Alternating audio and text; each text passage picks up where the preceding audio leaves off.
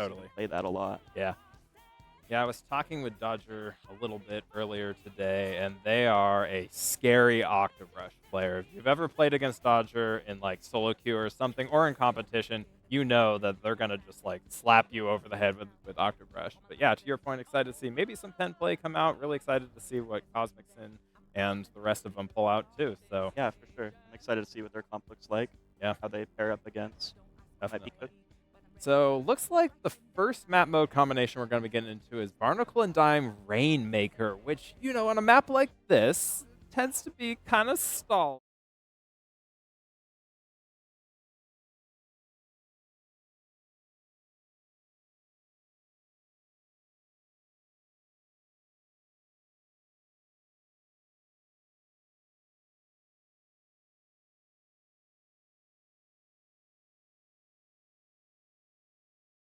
Really? Yeah, I Wow, looked at the okay. map list beforehand, and he's Okay, well, I was going to say I'm not sure I I've was also ever yeah, like I'm not sure I've ever seen Rainmaker, Barnacle, and Zion. There it is. Thank you, there Dryan. we go. You see it in Sendo The power queue back where there. Yeah, you you pick can 7 see maps. Yeah, Barnacle's going to be one of them that's on your Rainmaker map list usually. Yeah, So. totally. Yeah. Well, I guess not Sender Q today. We are going back to the classic.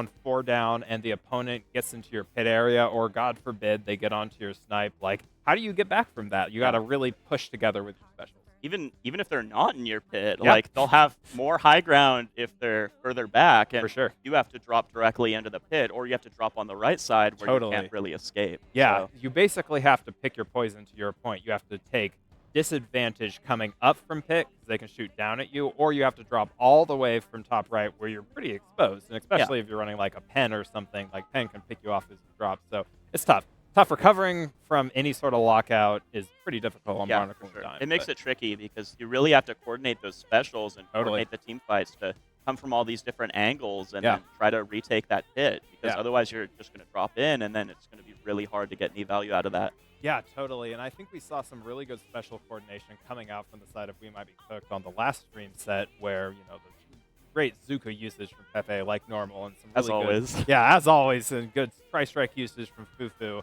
and as always from Kronos and Golden Ball as well. And I think that Orca's Oath as well will have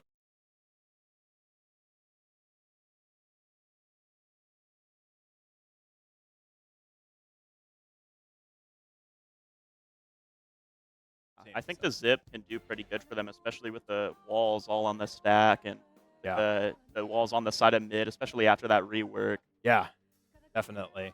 Yeah, I think the big thing with Barnacle and Zyme zones that I have personally run across is that you don't want to lose your heads if you're in like a disadvantageous position, right? Because it can be really, really easy to be like, oh shoot, we're 2 down, we need to get XYZ number of picks, and just sort of like bleed time, make mistakes, potentially get picked off, and you do not want to be losing people as you're trying to retake here in Barnacle. Yeah, it makes it harder because then you just have to sit back and wait for your teammates to come back, because you can't do anything now that you're in a 3v4. Yeah, exactly. Or even a 3v3, because now they're getting jumps back to their backliner on the stack. So a 3v3 really doesn't.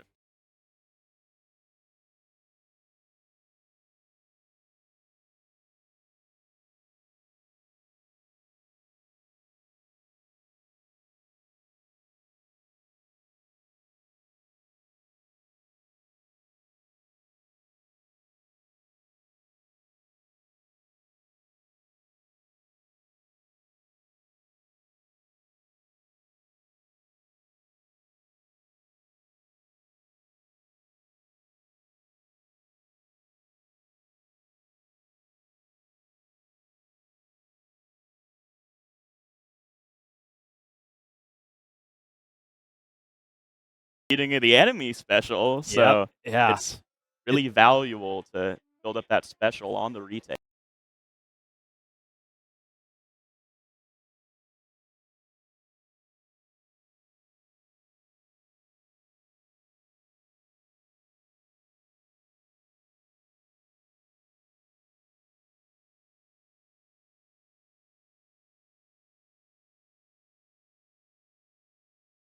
Search and Shipyard Tower, because this is a best out of 3 for those watching at home. This is not a play all 3, so whoever takes the first 2 matches, whether that be first 2 or maybe first one, last one, is going to take the set here. But Yeah. Sturgeon Tower will definitely be interesting if it oh, comes to.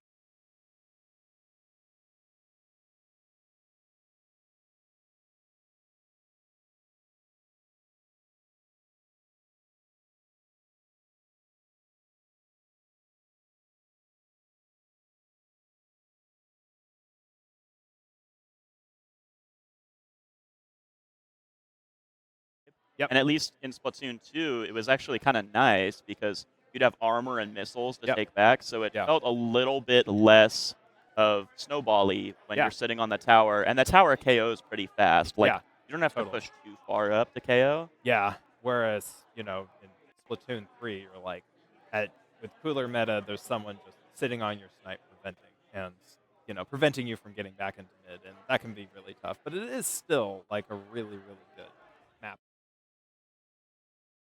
comps that we see out. And I would love to see a game 3 for sure, but we'll see if we get Yeah, to for Sturgeon sure. It's a Shipyard. fun one to play, and it's definitely a fun one to watch, too. Yeah. Unless you're the one getting locked out Yep. in your which point, spawn. Then it's not as not much of at a all fun one fun. to play. But Yeah. you know what? It's fun to lock out. Oh, it totally So, is. you know what? It does go both ways in terms of fun. Yep. So Snowball or be snowballed. And, Sturgeon Shipyard, I guess we've talked about the first map mode and the last map mode. We might as well talk about the map mode in the middle. Undertow Spillway Rainmaker. In my personal experience, at least with my team comps, this is always a bit of a slugfest for the first check, right? Because what are you going to do with it? You going to run it left?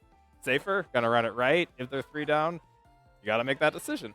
yeah, and it's definitely hard because if you do choose to run it right, if the enemy team is mostly down and you can confirm you can get that check, it's really hard to push more or to get more of a push off of that. You got to pop the Rainmaker shield again, and then you got to swim a little bit, and then you got to go up that the uninkable ramp that's right next to where all their spawners are coming out. So it makes it really difficult. Very slow. Like, you're going to be walking up that ramp. And it is useful. Like, I've seen it used if it's a really tight game. Just cheese as many points as you can going up that ramp. But if you're losing, then it's unlikely you're going to be able to make that many, get close enough to win. So you're probably going to have to take it left, which is a longer route. But more inkable, more cover. You can kind of hunker down by those grates over there, shoot the Rainmaker. So it all really depends. I've seen games on Undertow Spillway Rainmaker, where it's just like 100-1 almost immediately, and other ones where it's like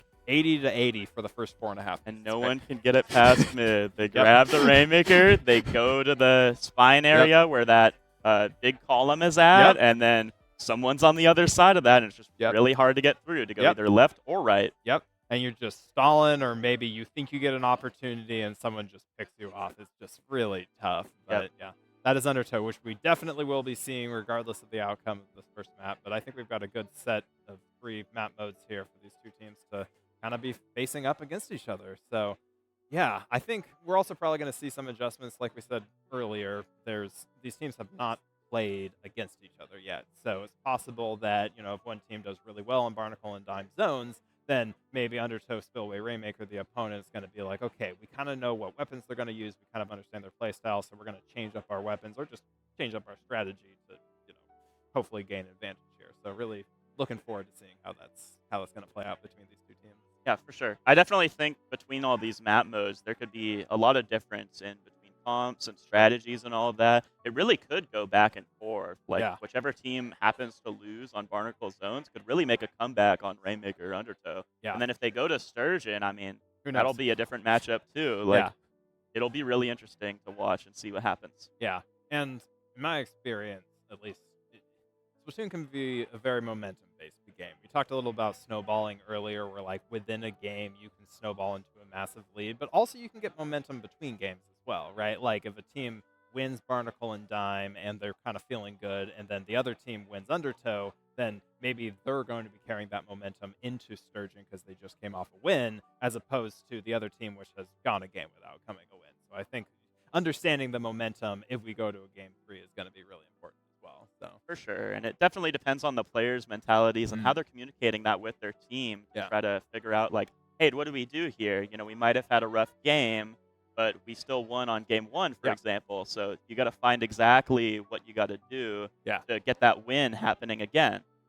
Yeah, for sure. And what you said, I think, is going to become. We're not quite there yet, so just a little bit of foreshadowing. We are going to have some counter picks later on in the tournament if it comes to that, and that skill of knowing like what do I pick specifically to play to my team's strength and counteract my opponent's weaknesses is also going to be really important because obviously in the group stage you don't choose these. Like these are chosen by the TOs ahead of time. This is chosen by the committee, right? But once you get into counter picks, you have a little bit more agency over what you want to run. And I think learning during the group stage what you're good at or maybe what your opponents are not so good at is really important.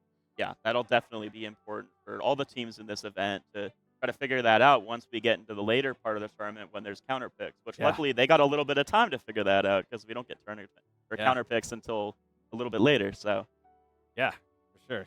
I think there might be another minute until we get started. So just in general, we might as well just talk a little bit about Booyah Bay in general. And Mia, you and I were talking a little bit about this earlier, but the big thing that struck me about this tournament is that it's stacked. Like just look at the teams coming to this tournament. Like there's only a total of like 15, right? Which is, pretty big for a local, but maybe not huge overall. But like the absolute depth of the teams attending this tournament just kind of blew my mind. And I think you had said earlier you were seeing like the signups happen, and it's always like, oh no, there's like another one, right? There's another one that we got to worry about, and we really got to be like, all right, guys, we gotta lock in and try to, figure out a strategy for this. And it's really cool because, normally at these events you might see a few teams dominate against most people, and maybe take a few games down, and usually come back pretty strong, and it's between the same maybe like 2 or 3 teams. But here it's like just sign up after sign up. It's like, oh my god, I didn't know we had this many players that could show up to this event. Like,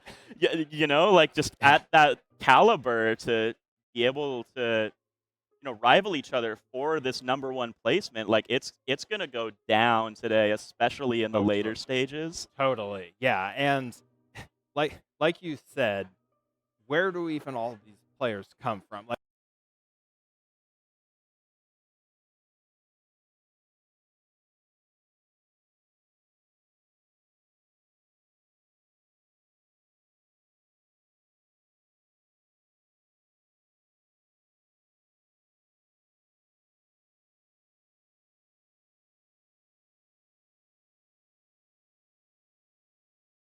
of like the West Coast scene here has been really, really cool to see. Like I was so happy to see the absolute depth of this tournament as we were getting into it. So it's really cool to see. And please attend your local lands. Like you can come see this in person as well. You can see all these really strong teams. You can be on one of these really strong teams. Yeah, for sure. Okay, I think we're getting pretty close to being ready here. And, we were just talking about curiosity into what exactly these teams are going to bring. And we'll know that in very, very short order. So, yeah, I think we're just going to have to see how the first game goes. And then if any adjustments necessary, these teams will have to act kind of quickly to get, locked in here. So, again, Orca's Oath on the left side of your screen. And then We Might Be Cooked, same team that played last time, still on the right side of your screen. You ready for this, Mia? I'm ready. Oh, this will be a bloodbath. This will be really fun to go see how this all plays out. I'm really hyped. Yeah, same. Okay, so as we prepare to load in here, I think that these two teams need to keep in mind that to move on the top cut, it's the top 2 teams of the group, right? So if you're someone like We Might Be Cooked, you're looking for your second win here. You want to secure your position, and if you're Orca's Oath, you also want to be securing that position. Yeah. So it's all, it's every single match, right? Like you want to put your all into everything. And finally, here's our loadouts here. And actually, I'm not too sure because it does look like the spec cam is in game right now. Whoa, what is this blaster player? Oh, okay. I love seeing the blaster come out. Yeah, woo. was a little confused for a second. Yeah, They weren't directly rushing mid. I was like, what are they sitting in spawn for? Yeah, I didn't know we had a Luna Blaster player come out. Yeah, Like, what are they doing? Waiting for the game to end in the next 2 seconds? Oh, shoot, that's exactly what happened. I mean, I respect the Luna Blaster for sure. Maybe someone else on one of these teams does play Luna Blaster. We're just not aware of it. But, you know, if Luna comes out, I see Toshi over there clapping. You know what's up, Toshi.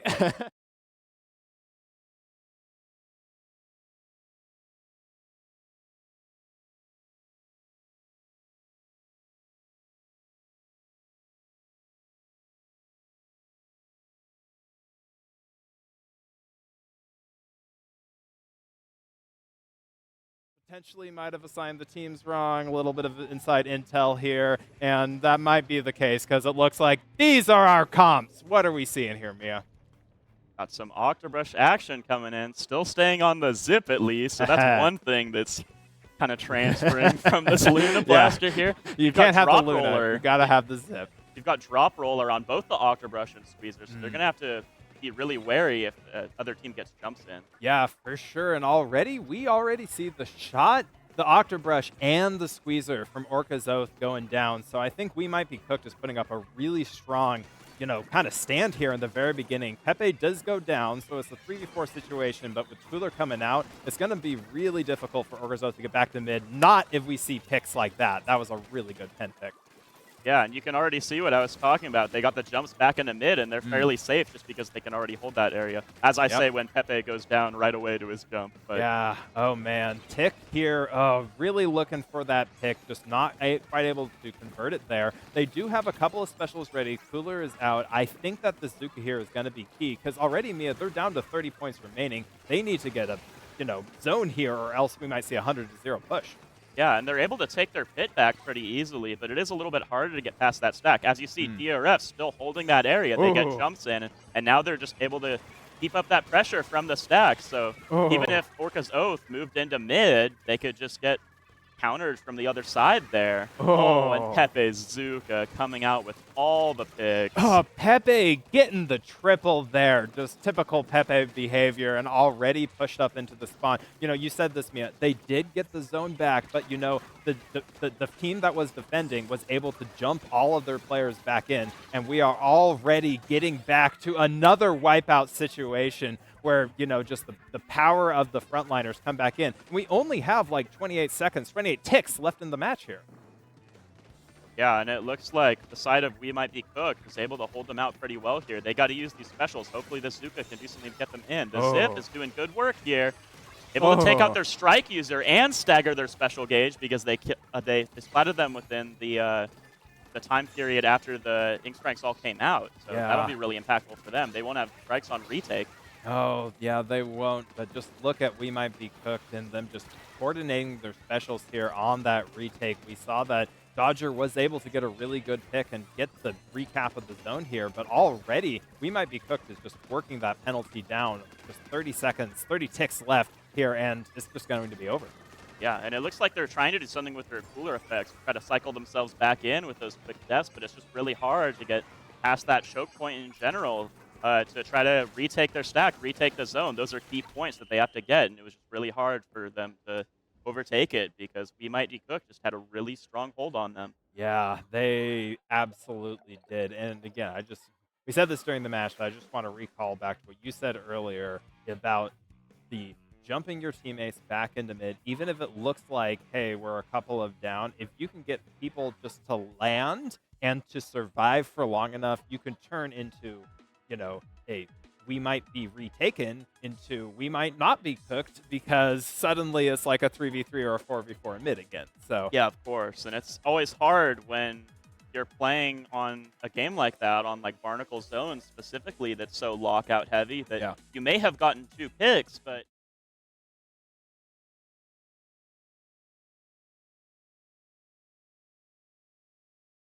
on a map like this, then they might just be back up. It's like fighting.